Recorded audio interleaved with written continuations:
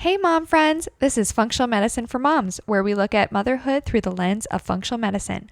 I'm your host, Kelly Moline, a pharmacist with advanced training in functional medicine. From pregnancy and postpartum to everyday parent life, we talk root causes, natural solutions, and real stories from our own family's journey, plus conversations with experts along the way. All right, get us started. All right, welcome back to another episode of Functional Medicine for Moms. I'm Kelly. And I'm Landon. And thanks for joining us again. We're talking today about how to track ovulation without obsessing. I think it's a big topic when we're talking about trying to conceive and fertility, which is kind of the phase of episodes we are in right now, especially with my new Preparing for Pregnancy guide that comes out in June. So if it's June 2026 or later, you can access that on my website. But yeah, it's something whether you're thinking about pregnancy number 1 or pregnancy number 2, like with us, or I guess baby number 2 with us, or number 3, and so on. Endless numbers. Yeah, this can be for you. So we're getting back into that tracking and figuring it all out. My cycle is trying to figure out itself as well. So I wanted to talk about understanding the cycle, what ovulation actually means, different ways to track, and then of course tracking without obsessing, trying our best. Yes. It's very easy to obsess, so this is a good topic. Yeah. So let's talk first about the cycle in itself. So we have your period. My period? Yeah, your period, Landon. Your period, which is the menstruation, and then the follicular phase, ovulation, luteal phase, and then it starts over again with your period or menstruation. Okay, so within that time, when you have your period, everything is typically pretty low, but hormones are starting to change. So estrogen starts rising, and that's through your follicular phase. So that's when you're feeling like really energized, you're getting a high libido or that high sex drive, you're feeling good, you're feeling pretty, and then you have that LH surge, which signals for ovulation. And then ovulation is just like one point in time, really. And then you have progesterone, which is really created from that egg that was released. So if you have no ovulation, you don't have any progesterone.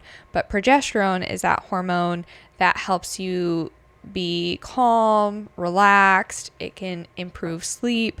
I definitely notice after my ovulation, I'm needing to sleep more, sleep longer. I feel out of it at night. So I definitely feel that. And I feel the different hormones within that cycle. And then, of course, when you have your period, you need more sleep and stuff as well. So those are the different phases. And the ovulation part too, like it really is one point in time versus, which is different than your fertile window. So I think of like when we watch the show Friends, which is like one of my favorite shows of all time, and I still watch it all the time. But when Monica is trying for a baby, she will be like, I'm still ovulating, I'm ovulating. And you hear that a lot. Mm-hmm. But that's not really what's happening. And so she might be in her fertile window before ovulation, but ovulation is that release of the egg. And then that egg has a 12-hour to 24-hour span by the time it like goes down the fallopian tube. And then if it doesn't have sperm, then it's going to tell the body, hey, I'm not pregnant, and then release, and the uterus can shed its lining and all of that, and that's where you get a period. Sperm can survive for several days, and that's why there's a fertile window. Exactly. So that's a good point. So because sperm can survive up to 5 days, then we have more time than just ovulation. So yes, ovulation happens and we have this 12 to 24 hour window, but you have a higher window because sperm can stay there and survive and wait for the egg. For when the egg comes, the sperm is already there. Mm-hmm. So that is a reason why like your cervical mucus changes. So that's one way to be able to track ovulation is cervical mucus.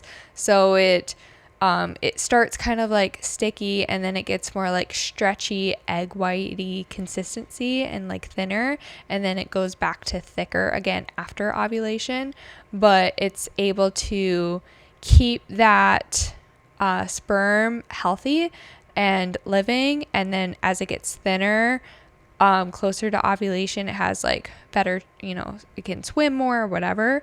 And then so that's one way of telling where your ovulation is. So that's one way, the cervical mucus. If you're trying to conceive and looking for a natural way to better understand your cycle, I personally love and use the Kegg Fertility Tracker. It's actually what I use while trying to conceive Danielle. Kegg is a medical grade fertility tracking device that gives personalized fertility tracking through cervical fluid patterns in just 1 minute a day. Unlike ovulation strips that only predict a hormone surge, Kegg helps identify your fertile window in real time. A few things I personally love about it: it's a one-time purchase with no monthly subscription fees or ovulation tests. It comes with a 12-month pregnancy guarantee or your money back, and you can use HSA or FSA funds to purchase it. If you want to check it out, you can use my code Functional Medicine for Moms for $20 off, and I'll have the link down in the show notes. Again, that's Functional Medicine for Moms for an additional $20 off the Kegg Fertility Tracker. Other ways to tell is literally just like listening to your body. So having that body awareness, you're going to have a higher sex drive. Your partner is also going to notice that your hormones are changing with your pheromones, so they also respond to your ovulation, which I think is cool. Or I guess your fertile window of when you're more fertile prior to ovulation. And obviously there's timing. So I think there are a lot of apps out there. Like I have the iPhone, which has the health app, so it's predicting my ovulation or my fertile window, and it's predicting when my period comes and all of that, which it a lot of times is around 14 days is ovulation, but that's not the same case for everyone. That's like saying everyone has a 28-day period, which is just not the case. It can range, from month to month or woman to woman. So yes, it can try to predict that for you, but there are other ways to, ensure or validate that too. And so one of them could be like the ovulation predictor kits. And, you have those ovulation test strips that you can urinate on. And those are detecting the LH surge that happens, that I said causes that ovulation to happen. So that really happens about a day before ovulation. So yes, we can look at the LH surge, but your fertile window happens even before that. So you could miss definitely some like fertile days by just doing that method as well. And then basal body temp is a great way to confirm ovulation. And so what that is taking your temperature, and there's so many ways now to take your temperature rather than just like under your tongue, but there's like temp drop, there's the Aura ring, there's different ways to be able to do that. And your temperature is just going to rise just a little bit after ovulation because progesterone causes a little bit more heat. So that's why that rises a little bit. So that could be a good way of confirming. But it doesn't, again, predict when ovulation happens. So if you see that rise, it's already after ovulation. So you can't get pregnant. Gotcha. But if you saw like a regular, like, okay, it's the heat is like my body temperature is rising, at this time of the month, every month, every I don't know, 4 or 5 weeks, you can kind of see a pattern. Yeah, you can definitely see a pattern, but something like that can change with other circumstances too, like the heat. Like if you have a True. sickness, if you're not sleeping the same, if things are going on, like it's super finicky. So if you're just doing that on, oh, I already ovulated. So if you're not trying for a baby and you're like, now I can have unprotected sex, and then a baby happens, you're like, how did this happen? Well, there are other factors that could have influenced that temperature change. Yeah, no, that's a good point. So yeah, but tracking like for a few months before trying to conceive can be really helpful, so that you at least know your body more before like game is on a little bit, and understand the fertile window, what your hormones mean, what they're doing. I think can be really helpful, so when you are trying to conceive, it makes more sense to you. Gotcha. So with the different ways to track, I know I've talked already about what I've used and what I've really liked, but I like the Kegg device, which tracks the cervical mucus in the body. And so that is like a little Kegel ball. And so you're just able to use it like a minute a day. And I really liked it because the ovulation strips right away in the morning, I was like just waking up and I messed them up more times than I could count. And then like buying them month after month after month, especially when you're not conceiving, like when you thought you were going to conceive, is even like more stressful. And you're like, this is adding up financially. And do I really need to do this? And so I liked the Kegg because it really is like that one-time cost. We used our HSA to be able to buy it. And yeah, it's just like really simple. And then you have a longer fertility window in the app that you can tell it learns your body, which I think is really cool. Yeah, just a lot of things I like. And I used it to get pregnant with Danielle. And then now we're able to use it again. So I think that is cool that like this one device, I don't need to buy extra things for it. It's not an added thing. Like different tests are looking for different hormones, which is fantastic, but I need to buy those strips or whatever every single time, and they can definitely add up. So does the app cost money? Nope. Okay. The app doesn't cost money either. We like that.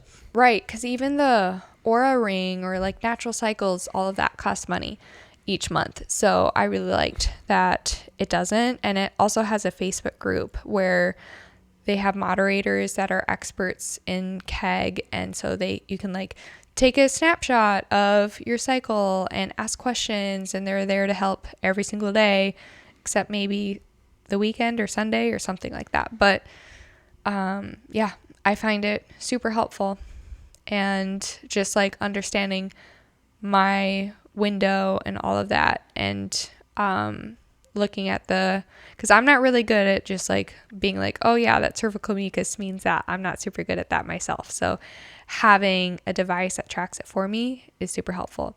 And I have a promo code in this. I'll put the little snippet in there too, but if you use my promo code Functional Medicine for Moms, you do get $20 off as well. Oh, nice. Yeah, I wish I had that when I bought it, because I didn't have a promo code when I bought mine, but still worth it. So yeah, that's what I really like.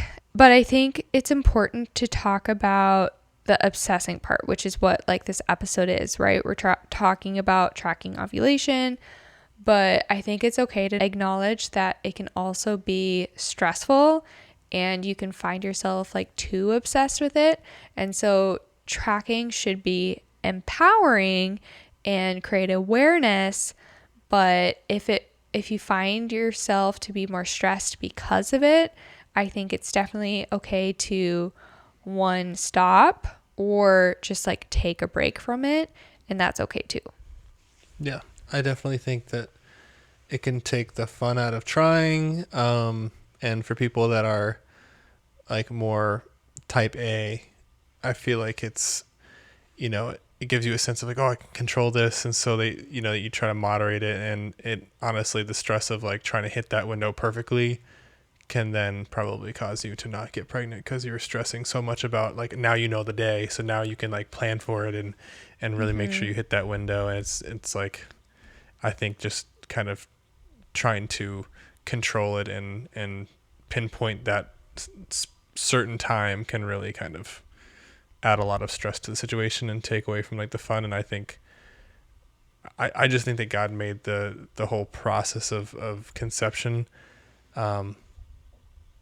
just so, I guess, interestingly, it's like So many things have to go right. yeah, and the more natural it happens, and obviously I think the more enjoyment you get out of sex, I think that the better chances you have of conceiving, because like just everything's kind of flowing down there, Yeah. I don't know how to say it, it's just weird to say, but like I feel like the more enjoyment you're having out of it, the better chances you are of conceiving and so therefore like if you're just trying to plan it and make it a task or a job, like it's countering like your ability to actually be able to conceive. If you're currently trying to conceive or even just thinking about pregnancy in the near future, I'm working on something I am so excited to share with you soon. I'm creating a comprehensive preparing for pregnancy guide along with affordable fertility focused lab panels for both women and men to help bridge the gap between just keep trying and jumping straight into fertility clinics or IVF. This resource is designed to help couples optimize their fertility state, better understand their bodies, and identify potential issues earlier through comprehensive lab testing and education. Inside the guide, we'll cover things like nutrition and lifestyle for fertility, ovulation tracking and timing, supplements, male fertility, comprehensive fertility labs and optimal ranges for fertility, semen analysis, when to seek additional support, and how to take more intentional next steps moving forward. My goal is to help couples feel more informed, empowered, and less alone during the process without fear, overwhelm, or pressure for perfection.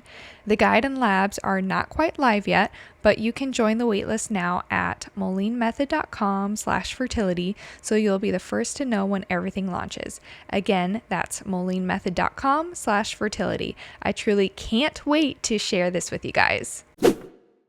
Yeah.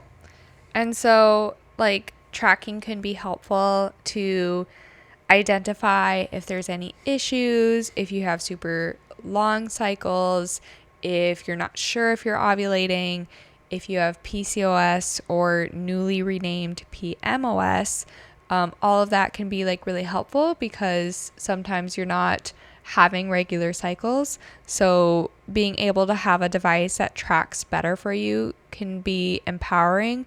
But in the same sense, if it is too much, you could track for a little bit to figure it out and then take it away. And like we said, not every month is going to be the same, but we also have the ability to listen to our bodies. And so like finding when we have more of that sexual desire and listening to that can be helpful in itself. Yeah, it's more about like combining it. It can be a useful tool, Yeah. but it shouldn't be like the only thing you're going by. Yeah. Tracking without obsessing, I think can be difficult, especially when it doesn't happen right away. But I think knowing that even if you do everything perfectly, pregnancy is still not a guarantee like we talked about. A lot of things have to go right, and it truly just is a gift from God.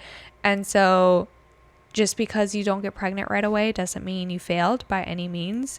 And there's another cycle, there's another month, there's other testing you can do, like we talked about with fertility labs and other things like that, and semen analysis, just to make sure there are things going right or if we're able to improve anything, especially if it has been a few months.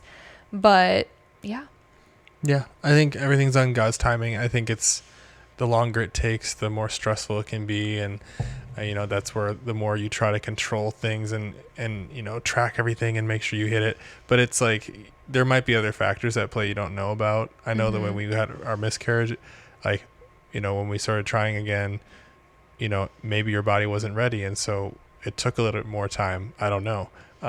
But ultimately, like, we ended up getting pregnant. But I do remember the time when we were tracking it more, and I think we did get a little bit too obsessive about it because we wanted it so bad. So it's really easy to obsess about something that you've been praying for so long. So that's kind of where, we even had to like go, okay, I think we need to take a step back and just, take a month off of like tracking, trying, whatever. Or we could still try, but like not tracking, not really specifically trying to do something as a routine, things like that. So, and I think honestly, I think that's when we conceived. But yeah, well, we took a few months off in the year that we were trying, just so that we didn't get pregnant.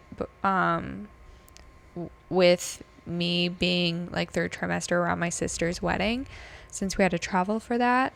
And then we got back to it again, but it was definitely like, we're doing our part, but then on the other hand, we also have to accept like what God's plan is.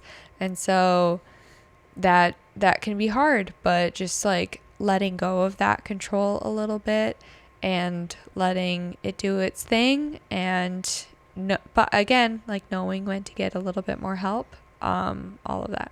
Yeah. And I think too, like sometimes I would, peek at the app and be like, oh, you have any fit that? But I think that would kind of sometimes stress you out more too. That like I knew, and then and then you're like, well, then I'm making it a routine or whatever. So like the pressure around at this point, I'm like, I'm not really planning on looking at your app, so I don't really know, and I'll just kind of like read your signs and stuff like that. But yeah, and this time around too, like we're like a little bit more leisurely with it. Like I'm still nursing some. I know that breastfeeding can impact ovulation and all of that, and I do finally have my cycle back and it's trying to figure itself out, but we're not waiting until like, okay, this is the perfect age gap, let's make sure to have get pregnant this month, kind of thing.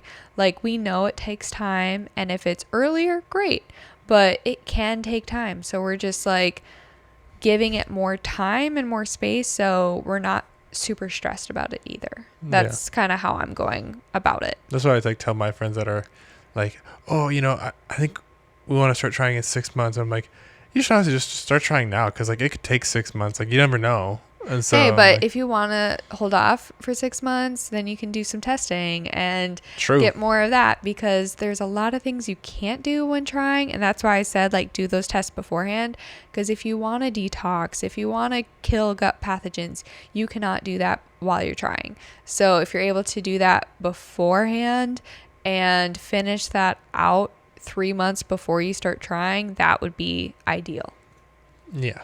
I'm just specifically talking about like, it takes time. Actually trying to try and track and all that kind of stuff. But yeah, it takes time. You never know. It's all on God's timing. So. Mm-hmm.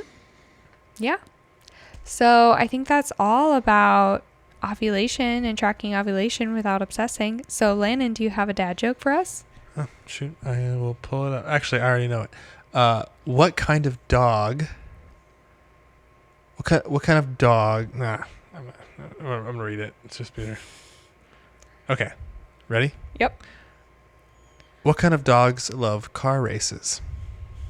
Fast dogs. Lap dogs. Oh, the opposite. I thought you might get that one because we have dogs, but yeah. Because they're going through like a lap. Yeah, like NASCAR. Okay. Laps. Nice. But the dog, we're talking about laying across our laps. Yep, I do. Yeah. Mm-hmm. Thank you. Thank you for mansplaining. Anyway. Anytime. Thanks for listening. Bye. See you next week. Thanks so much for listening to my podcast, Functional Medicine for Moms. If you enjoyed today's episode, make sure to subscribe so you never miss one, leave a quick 5-star review, and share it with your mom friends who love it too. I'm Kelly with a background as a pharmacist and training in functional medicine. I help women move past fatigue, brain fog, gut issues, and hormone struggles so they can thrive in everyday life or prepare for a healthy pregnancy. Through lab testing, personalized supplements, and functional medicine coaching, I help you feel better, faster, naturally. Want to connect more? Head over to molinmethod.com or come hang out with me on Instagram and YouTube at Functional Medicine for Moms. On my site, you can order professional grade supplements at my discount or book a free discovery call if you'd like to see how we can work together on your health. This podcast is for educational purposes only and not medical advice. Always talk to your provider before making changes to your health plan. And remember, healthy moms raise healthy families. Catch you next time. New episodes released every Wednesday.